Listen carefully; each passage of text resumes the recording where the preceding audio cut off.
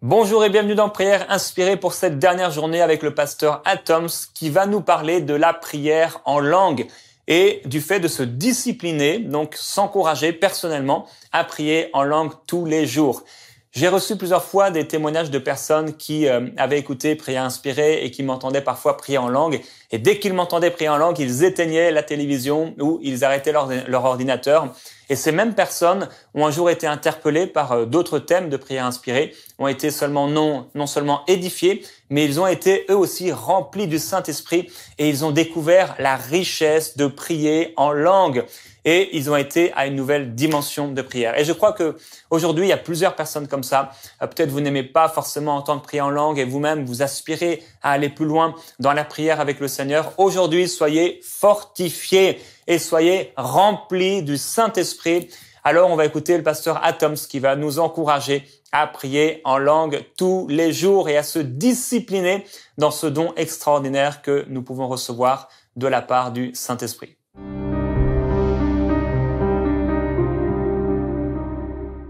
Shalom bien-aimés dans le Seigneur, bienvenue encore à Prière Inspirée. On est là pour prier sous l'inspiration du Saint-Esprit et apprendre de quelle manière nous devons aborder le Seigneur dans la prière et de quelle manière nous devons grandir dans notre façon de prier. Et depuis quelques temps, ensemble, nous sommes en train d'apprendre les exercices appropriés pour grandir dans notre vie de prière. Comment on peut prier, comment on peut s'exercer à devenir plus coriace, je vais utiliser un mot comme ça, dans la prière, devenir un peu plus intense dans sa façon de prier, grandir, plus mature, ouvrir son cœur à la volonté de Dieu comme il se doit. Alors, depuis qu'on a commencé, on a appris beaucoup de choses. J'aimerais rapidement revenir sur ces choses qu'on a appris en restant sur le texte qu'on a proposé depuis quelque temps et apprendre une chose ensemble aujourd'hui et se mettre à pratiquer toutes ces vérités. On a commencé à apprendre tout ceci en se disant d'abord, qu'est-ce qu'on comprend par un exercice de prière? C'est quoi ça? Ça veut simplement dire un ensemble de disciplines spirituelles qui favorisent la croissance dans la prière. Ce sont des disciplines, des choses cycliques, répétitives, des choses qui doivent se faire, qui nous apprennent à devenir des meilleurs disciples, à avoir un meilleur contrôle de nous-mêmes lorsque nous prions. On parle aussi de l'inconfort nécessaire à la maturité spirituelle, c'est-à-dire quelque chose qui va certainement nous perturbé dans l'aisance de l'homme et de la chair, mais qui a pour but justement d'améliorer la façon dont notre homme intérieur répond à la prière. Nous avons aussi dit que ça consistait à voir que va subir le corps, qu'est-ce qui va se passer dans l'âme, qu'est-ce qui va se passer dans notre esprit pour que nous puissions vivre une vie de prière plus intense. C'est quoi toutes ces choses-là? Et on a commencé à partager ensemble un certain nombre de choses. J'aimerais vous prévenir que la liste n'est pas exhaustive, donc elle n'est pas pleine. Elle n'est pas définitive. Il y a beaucoup d'autres choses qu'on pourrait apprendre. Moi, ce que j'aimerais juste ici, c'est partager quelques-unes de ces choses qui sont dans la Bible, qui sont enseignées dans la vie de Christ, dans ceux des disciples et même de ceux des prophètes et des patriarches dans l'Ancien Testament. On a partagé premièrement sur le jeûne, la privation, la prière, jeûner et prier, se priver du repas, se priver des choses que l'on aime, se priver de certains plaisirs pour prendre le temps, la valeur qu'avait cette chose dont nous sommes privés et l'investir dans la prière. Nous avons aussi eu le temps de parler de la veillée. Veiller comme un exercice de prière nocturne. Veiller aussi comme dans l'idée de rester éveillé, comme la Bible en parle, veiller et prier, mais aussi prier la nuit. On a parlé en passant de l'importance de quelquefois, on voit certaines choses se faire que dans une prière nocturne, pendant que les autres dorment à ce moment-là à prier. On s'est défiés tous à faire cela. On a parlé aussi de la méditation, de l'attention, de l'attente. Quand nous prions de foi, nous pensons que la conversation, ce n'est que parler. Quel genre de conversation pouvez-vous vraiment avoir avec quelqu'un où vous ne faites que parler sans vous arrêter? Quand vous parlez avec quelqu'un et que c'est à son tour de parler, qu'est-ce que vous faites? N'est-ce pas que vous vous taisez? Le moment où vous vous taisez, c'est le moment où vous l'écoutez, n'est-ce pas? Ça ne veut pas dire que la conversation s'est arrêtée. C'est même sans le sens du dialogue et de la conversation. Si la prière est un dialogue, il y a un moment où nous devons apprendre à nous taire. Et si vous voulez grandir dans la prière, vous devez apprendre à vous taire quelquefois. Parce que c'est un meilleur moment pour écouter. Et vous deviendrez plus habile dans votre façon d'aborder Dieu dans la prière. J'aimerais dire plutôt que vous devenez plus mature. Vous savez reconnaître ce que Dieu vous a dit. Parce que plusieurs chrétiens se disent, je veux prier, mais je ne sais pas quand est-ce que Dieu va me parler. Et ils sont très étonnés que d'autres plutôt disent, donnez-moi 2 jours, je vais parler avec Dieu, je vous dirai ce qu'il va me dire. Après 2 jours, il dit, bon, le Seigneur m'a dit ceci. Comment il t'a dit ça? Comment tu as compris ça? Comment j'ai appris pendant ma prière à me taire aussi, à lui laisser parler à son tour. On a aussi appris proclamer la parole de Dieu, dire la parole de Dieu, citer tout haut, lire à haute voix la parole de Dieu, car elle apporte la foi en nous-mêmes. Lorsqu'on veut grandir dans les choses de l'esprit et dans la prière, il faut apprendre à lire hautement la parole de Dieu. Pas juste la lecture mentale, mais proclamer vraiment la parole de Dieu, la lire à haute voix quand on est en train de prier. Mais on a parlé aussi de deux choses qui semblent des fois être assez contradictoires, mais qui se montrent très bien dans les textes que nous avons tous lus dans Matthieu chapitre 26, à partir du verset 36 à 41. Jésus prend ses disciples. À Gethsémani, il en prend 3. Il prend les 2 fils de Zébédée ainsi que Pierre. Ils avancent à un endroit et de là où ils sont, Jésus s'avance encore un peu plus et il est seul dans la prière. C'est la solitude. Mais aussi, il leur a dit avant d'arriver là-bas, « Venez avec moi prier parce que mon âme est triste et il est angoissé. » Le bonheur de prier ensemble, en groupe, avec un petit groupe, qui peut être aussi un grand soutien émotionnel. Aussi le bonheur de prier seul dans la solitude. Apprendre à la fois et la solitude et la prière collective avec un petit groupe. Et nous avons aussi parlé de quelque chose qui semblerait presque légaliste, mais une sorte de course à la montre. Donc, l'idée de grandir dans le temps, de se défier à faire plus de temps. Est-ce que le but dans la prière, c'est vraiment le temps? Est-ce qu'on veut courir, être celui qui a fait plus de temps? Bien sûr que non. Mais il y a une chose réelle, c'est que si nous voulons passer du temps avec l'Éternel, la conséquence sera toujours que nous allons, pendant un moment, nous sentir un peu devenus intemporels. C'est comme si nous ne sommes plus dans le temps. C'est une conséquence logique. Si on veut exprimer de l'amour à quelqu'un, on doit passer du temps avec cette personne. Et quelquefois, il faut se défier la montre à la main en se disant, je vais faire 20 minutes cette fois-ci. Je vais passer à 2 heures maintenant. Je vais passer à 4 heures maintenant. Jésus a posé la question à ses disciples. Vous n'avez même pas pu veiller pendant 1 heure. Le but de Jésus, ce n'est pas vraiment 1 heure, c'est juste un certain temps minimal. Vous n'avez même pas pu faire le minimum. Donc, il existe comme un minimum auquel on s'attend à la personne qui est en train de prier. Mais Jésus est clair, il dit « Veillez prier car la chair est faible, mais l'esprit est disposé. » Et donc, toute cette série avait pour but de nous montrer les genres de choses que la chair peut subir pour se disposer comme l'esprit est disposé, pour s'aligner à l'aisance que l'esprit a de pouvoir chercher la prière. Aujourd'hui, j'aimerais partager avec vous une chose, pas pour le moins moindre, une seule chose. J'ai appris beaucoup de choses entre-temps dans ma vie de prière. Je continue à apprendre et j'aimerais tellement apprendre de ce que j'appelle beaucoup. C'est vraiment un tout petit beaucoup, ce n'est pas grand. Mais je soupire à apprendre encore beaucoup de choses dans la présence de Dieu jusqu'à ce qu'il vienne nous chercher. Et toutes ces choses, je ne les ai pas nécessairement partagées ici. Je pensais partager ce qui pourrait être pertinente pour chacun d'entre nous, je l'espère. Mais il y a une chose que j'ai tenu absolument à partager avec nous tous, qui est une chose qui paraît de fois simple, et même pour certaines personnes optionnelle, mais qui, moi, je pense que c'est quelque chose de très, très important et très utile dans la foi chrétienne, surtout dans la prière. Ça s'appelle le parler en langue. Prier en langue. Paul parle aux disciples, parle aux Corinthiens. L'église de Corinthe, vous le savez, c'était parmi les églises qui nous ont le plus nourris, je vais dire, avec leur complexité. Une église à la fois pentecôtiste, remplie de dons et charismatique, mais remplie des erreurs incroyables. Quand Paul leur écrit, vous pouvez sentir que le monsieur se dit, voilà vraiment vous le Corinthien, qu'est-ce que vous avez? Mais il leur explique quelque chose de très intéressant. Il va leur montrer l'importance du parler en langue dans l'Église lorsqu'il est interprété. Le but de Paul, c'est qu'est-ce que les dons qui édifient? Lorsqu'on exerce des dons, on est édifié comment? Il dit lorsqu'on exerce des dons de langage, de dons vocaux, on est édifié lorsque la langue est intelligible. On comprend ce qu'on est en train d'entendre, ce que l'autre est en train de dire. Mais s'il parle dans une langue qu'on ne peut pas comprendre, comment on va être édifié? Alors Paul suggère que celui qui parle en langue et qui veut parler à l'assemblée justement, qui veut lever la voix, qui se fasse interpréter pour qu'on comprenne, on soit capable de dire amen à sa prière, qu'on participe. Mais celui qui a une parole de prophétie, allez, c'est plus facile, il va rapidement édifier les gens. Paul prend le risque quand même de comparer et de considérer que celui qui prophétise dans une langue intelligible est supérieur à celui qui parle en langue dans l'assemblée devant tout le monde. Parce que c'est que l'autre dit en langue, les autres ne le comprennent pas. Mais il insiste qu'il est vrai que cette personne rend des actions de grâce dans sa prière. Je parle à la personne qui parle en langue. Et il insiste en disant aussi, vous savez, du reste, que je parle en langue, Paul qui parle, plus que vous tous. Le parler en langue est une chose qu'on doit beaucoup apprendre à pratiquer seul d'abord, dans l'intimité, dans la présence de Dieu, devant le Seigneur. Parler en langue. Très souvent, ce que les chrétiens font, c'est qu'ils prient beaucoup avec intelligence et ils prient un peu en langue. Je faisais ça aussi, moi, au début de ma foi. En grandissant, j'ai compris certaines choses et l'une des choses qui m'a beaucoup conditionné, c'est un peu les responsabilités aussi. Après, un matin, tu es là, on vient te raconter quelque chose, il faut prendre une décision. Tu ne sais pas comment aborder cette prière-là. Tu t'es dit, je vais faire quoi? Je prie pour, je prie contre, je m'abstiens. Comment je m'engage dans ma foi dans cette prière? Des fois, tu ne sais pas quoi dire. Ton intelligence est complètement perdue. Et là, l'avantage du parler en langue, c'est que même quand ton intelligence est stérile et quand ton intelligence est perdue, tu continues à dire excellemment les choses qui doivent être dites, de louange à Dieu, et tu as une conversation avec Dieu. Quand on parle en langue, la Bible dit une chose, tu t'édifies toi-même, tu construis, tu te bâtis toi-même, tu bâtis ton homme intérieur.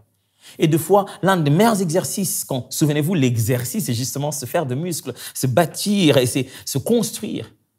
L'un des meilleurs exercices dans la prière, c'est le nombre de temps que tu prends en parler en langue dans la solitude. Voilà. Vous voyez comment ça rejoint tous les autres points dont on a parlé dans les autres sessions? Donc, c'est combien de temps et comment tu passes de temps à prier seul en langue? Un exercice aussi, je n'ai pas manqué de les citer, mais il est comme sous-entendu, c'est le retrait qui est dans la solitude, la retraite, sortir d'un milieu pour aller ailleurs, aller prier. Quelquefois, il est bon de quitter son milieu habituel et de choisir un autre endroit où on peut rester juste pour la prière. Parler en langue. Le parler en langue ne devrait pas être quelque chose que vous faites quelques fois ou 2 fois la semaine. C'est un langage de l'homme intérieur, c'est le langage de l'homme nouveau. Tu es né de nouveau et tu es né d'esprit. Et la Bible montrait que chaque fois que quelqu'un recevait le Saint-Esprit, dans la Bible, dans les actes des apôtres, il y avait toujours ces choses qui arrivaient. La première des choses, c'était il se mettait à parler en langue. Deuxième des choses, il se mettait à prophétiser. Parle en langue, prophétiser. Parle en langue, prophétiser. Parle en langue, prophétiser. Alors, pour grandir dans votre vie de prière, un des meilleurs exercices, c'est d'apprendre à parler en langue. J'ai appris à faire confiance à Dieu, à passer un temps de prière. Je me prépare pour prêcher ou je veux prier pour quelque chose. Je passe tout le temps qui devrait s'investir dans ce moment-là. Je le passe essentiellement en parlant en langue. Je fais que parler en langue du début jusqu'à la fin. Je parle en langue du début jusqu'à la fin. Et je peux vous dire en toute sincérité, quand je parle en langue, même si mon intelligence est stérile, des fois je reçois de visions. Des fois, je reçois une meilleure conviction sur la façon de prier après. Des fois, après avoir passé 30 minutes à parler en langue, j'ai 2 phrases dont je suis convaincu que je suis en train de présenter à Dieu. Après avoir parlé suffisamment en langue, je me retourne à avoir juste 2 mots, 2-3 mots à dire. Je préfère, mes amis, prier en langue et après dire la bonne chose, que de tâtonner avec intelligence et de ne jamais savoir si ce que je dis, c'est ce que l'Esprit aimerait que je puisse présenter. Je préfère encore prier une prière inspirée que de prier en attendant l'inspiration. Je préfère que ce soit l'inspiration qui motive la prière que de batailler dans la prière à la recherche de l'inspiration. Jésus, poussé par l'Esprit, fut conduit dans le désert pour être tenté. Je préfère quand c'est l'Esprit qui conduit, même si c'est dans le désert pour être tenté. Et c'est ce langage de l'homme intérieur, de la naissance de l'homme nouveau à l'intérieur, poussé par l'Esprit, est un merveilleux langage dont on doit apprendre à user. Prier. Prier en langue. Alors, peut-être que vous êtes en train de vous dire, mon frère, vous savez, moi, je ne prie pas en langue, je ne sais pas qu'est-ce qu'il faut faire. Des fois, j'ai l'habitude de rire en disant aux gens, si vous ne parlez pas en langue, moi aussi, je vous pose la question. Pourquoi? Les gens disent, non, mais Dieu ne m'a pas encore donné de parler en langue. Je ne pense pas que ça se passe comme ça. Je pense que ça vient comme un package. Ça vient en même temps quand l'Esprit vient sur vous. Mais des fois, c'est la crainte dans notre cœur de se dire, je vais me mettre à dire des choses que je ne connais pas. C'est même ça, le parler en langue. C'est ce moment où l'intelligence devient stérile, où tu dis des choses que tu ne connais pas. Où certains même sont un peu dérangés en se disant, je vois les gens s'agiter quand ils parlent en langue. Vous n'êtes pas obligés.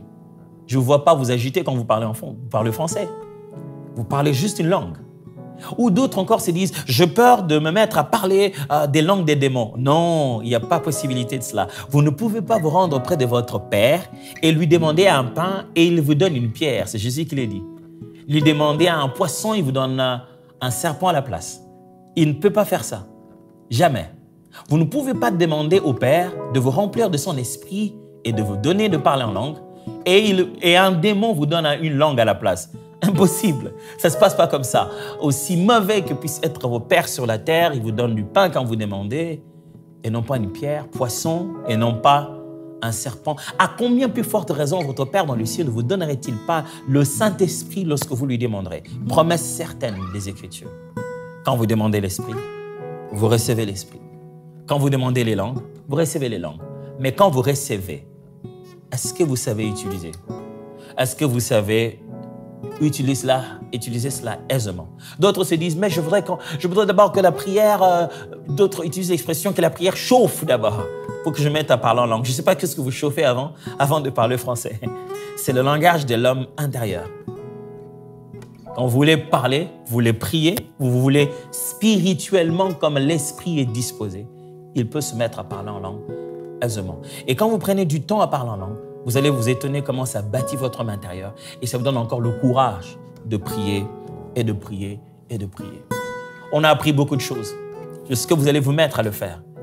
Et je sais que ça va bouleverser vos vies. Et je sais que cette série va faire grandir plusieurs parce qu'il s'agit de mettre en pratique ces vérités. Prenez une semaine et commencez à appliquer chacune de ces choses que vous avez apprises. En disant, quand est-ce que je jeûne? Quand est-ce que je veille? Comment j'incorpore la déclaration de la parole dans la prière? J'aimerais apprendre à avoir du temps de la solitude. Prendre du temps à prier aussi avec les amis. J'aimerais déclarer la parole de Dieu. J'aimerais faire la course à la montre, me défier moi-même dans le temps et j'aimerais parler en langue. Et si on rendait tout cela pratique? Et si on passait quelque temps dans la présence de Dieu? Et si on commençait à lui dire, Père, je vais parler avec toi même quand mon intelligence ne peut pas participer. Alléluia. Je vais avoir une conversation avec Dieu même quand mon intellect est perturbé. Quelquefois, quand on veut prier, le diable te fait de son mieux pour mettre à des embûches, des choses qui font prendre ton attention. Mais même à ce moment où notre intelligence est en train de patauger à la recherche des solutions pour les enfants, la famille, à la maison, mon esprit peut rester disposé. Mon esprit reste disposé même quand mon intelligence est stérile. Ça, c'est la bonne nouvelle du parler en langue. Mon esprit reste disposé même quand mon intelligence est stérile. Oh oui, Jésus l'a dit, la chair, elle l'est pas, mais l'esprit, lui, est disposé. Et tu nous permets de disposer notre esprit même quand notre intelligence est stérile à travers ce don précieux de parler en langue. Donne à mes frères et sœurs qui m'entendent maintenant, qui n'ont jamais eu cette grâce de là où ils sont, de parler en langue, cette grâce qui est disponible. Donne-leur de prendre conscience, qui n'ont pas besoin d'attendre que ça vienne du ciel. L'esprit qui habite en eux leur donne de parler en langue. Je prie pour vous maintenant. Recevez ce parler en langue. Recevez ce baptême de l'esprit. Recevez ce courage, je devrais dire, de commencer à parler en langue. Parce que l'esprit de Dieu qui habite en vous vous donne cette capacité. Vous n'avez pas besoin de valider cela. Vous n'avez pas besoin que ça ressemble à quelque chose. C'est une langue justement que votre intelligence ne comprend pas. Laissez-vous aller. Laissez l'esprit vous donner cette capacité de parler en langue. La première fois, ça ne sera pas si spécial. Des fois, ça peut être juste une sorte de redondance. Vous avez envie de dire des choses que vous ne savez pas comment contrôler. Vous avez envie de dire, et des fois vous retenez, vous ne savez pas comment prononcer, là c'est fort, il y a des mots, il y a un poids, vous avez envie d'intervenir, vous ne savez pas quoi dire. Prenez le courage de parler des choses que vous ne comprendrez pas. Il ne s'agit pas de comprendre, il s'agit de parler. Mettez cela sur la bouche et commencez à parler. Kandela baya kasha de la mondesa. Dore kabra de anitenta kiashedago dina daya mambo de daya tu kabusha potazeva belito sapramende diago shagai karida do samprama tagiado bea gandala diamaseva dego sakaria badesho fantababia no sadi berananta bayedo shabayaka korida yazobete mangole tagushta karabadela de sakite kerene mando jiboda vele bato pabrani bayetom kalido zavianera paridabaya, beto kalide shamambra kondabida, beskasike shaviado, prone pataya diego namasari, bova bina lakange da chusho, kepita sabiana saragedago, tambela diamo talusa sa, vebra guta koshe kebeanu Munda, de la Zigle Nemaye, Tabasha Prademaye, Robega di Tala Shage, Tamazani, Mombra Baliga, de la Sai, de Kushata, Pareda Mandi, de Jamumbra Karabaya, Dinia Sekete, Borabate, Mebaido Mamba Guta, Karanamadeasho, Brodebati, La Sakava de Baya. Alléluia. Merci Seigneur. Merci cher Saint-Esprit de faire monter cette flamme de la prière pendant que nous parlons en langue. Alléluia. Merci cher Saint-Esprit d'ouvrir les yeux pendant que nous parlons en langue. Merci cher Saint-Esprit de nous faire entrer dans cette éternité pendant que nous parlons d'autres langues. Alléluia. Merci cher Saint-Esprit de nous faire oublier le temps. Oh, je crois qu'il y a quelqu'un qui a besoin de croire à ça, qui a toujours hésité sur cette affaire de parler en langue. Il s'est dit, est-ce que c'est vraiment donné à tout le monde? C'est un cadeau, c'est disponible. Est-ce que tu le veux? Je peux vous t'assurer que c'est fantastique de pouvoir apprendre à parler, de pouvoir prendre le courage, mettre la foi, de parler cette langue, de parler ces langues diverses qui viennent au moment où le Seigneur nous permet de les vivre. Votre âme intérieure vibre de cette réalité. Vous ressentez cette puissance qu'il avait promis sur nous pour devenir des témoins. Votre homme intérieur est en feu. Vous avez envie de rester encore, de parler, de parler, de parler. Oh oui, je comprends pourquoi quand il parle en langue, après il se mettait à prophétiser. Cet exercice de parler en langue, apprenez à faire 10, à faire 20, à faire 30 minutes, à faire 1 heure, juste là, en train de parler en langue. Et laissez-vous être touché. Alléluia.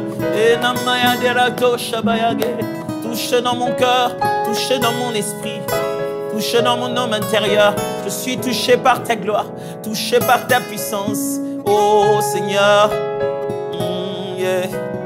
Oh, touché par ton esprit, touché par ta grâce, et Amandela Baya.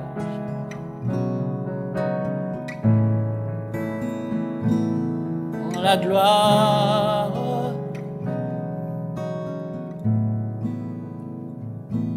de ta présence,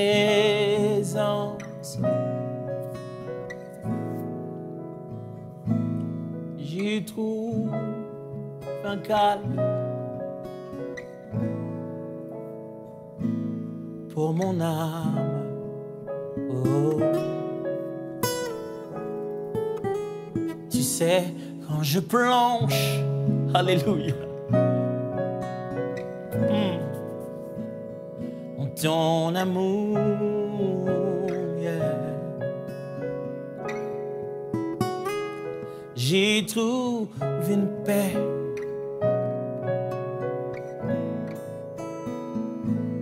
qui me comble.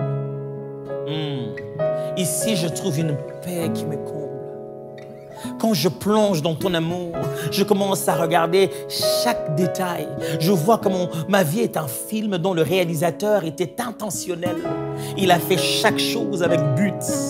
Rien n'était là par hasard. Tout était compté. Tout était dans la stratégie. Et même quand la stratégie était celle de l'ennemi, il a su comment tout tourner en ma faveur. Oh mon Dieu! J'aime ta présence. J'aime y rester pour t'adorer.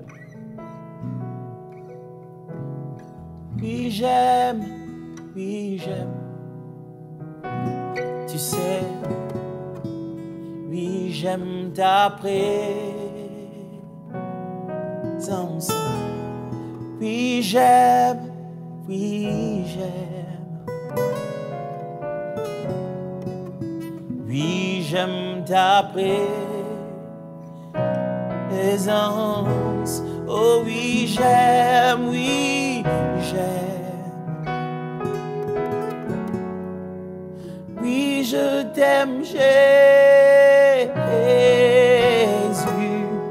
Oui, j'aime, oui, j'aime. Oui, j'aime ta présence.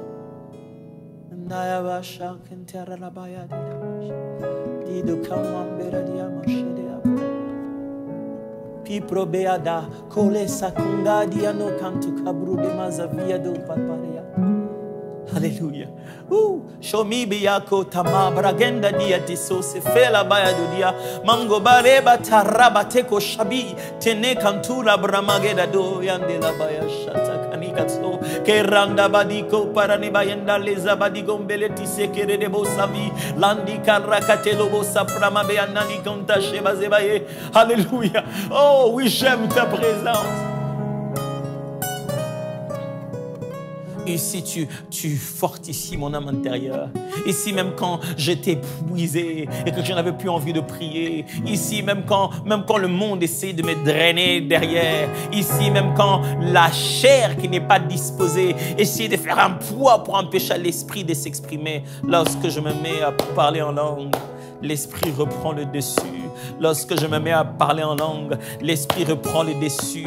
Il fait tomber la balance dans la direction de ce qui est invisible. Alléluia. Lorsque je parle en langue, je ne sais pas de quoi je parle, mais tu sais de quoi nous parlons. Lorsque je parle en langue, je ne sais pas ce que je dis, mais mon cœur atteste que l'esprit qui est dedans de moi cause avec le Père, qu'il est en train de formuler les choses qui me poussent à dire Abba, Abba, Abba mon Père, Abba papa, Abba mon Père, Abba mon Père, Abba papa, Abba mon Père, Abba, Abba. L'esprit qui est en moi crie Abba.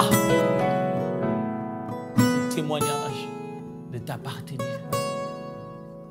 Et je prends le temps de rester devant toi silencieusement, t'écouter et entendre ta voix. Parce que tu as des choses à me dire. Parce que tu as des choses à me dire. Parce que ça se passe à l'intérieur du cœur. Dans le silence, Dieu parle. Dans le silence, on l'entend. Écoute dans le silence, Dieu parle. Entends-tu dans le silence? On l'écoute. Dieu parle dans les silences. Il parle à nos cœurs. Il parle quand on les cherche. Dieu veut être notre ami dans cette intimité. Il veut développer cette relation avec nous. Et quelquefois, il suffit juste de faire des exercices dans la prière pour que la prière devienne une joie. Vous savez, quand on commence à s'exercer, ça fait mal aux muscles au début. Mais après, on se sent tout léger, on se sent tout bien. Et c'est ce que je vous souhaite à vous aussi. Qu'après 7 ans, cette série, vous devenez tout léger, tout heureux dans la prière. Oui, ça va vous coûter un peu. Ça va vous coûter de transpirer comme moi quelquefois. Mais ça sera merveilleux. Après, vous allez prendre l'habitude. Dieu vous bénisse. Alléluia, je prie que vous soyez remplis du Saint-Esprit à déborder. Donc on va se retrouver lundi dans Prière Inspirée. Je vous encourage à mettre en pratique ce que vous avez entendu pendant cette semaine. Peut-être prenez des notes, rappelez-vous de ce qui a été dit, essayez même de vous souvenir de ce qui a été dit hier et pendant cette semaine. Prenez des notes et passez du temps à prier par rapport à ce que vous avez entendu et surtout priez en langue tous les jours. Je vous souhaite un excellent week-end, vraiment, que la présence du Saint-Esprit soit sur vous et on se retrouve lundi dans Prière Inspirée.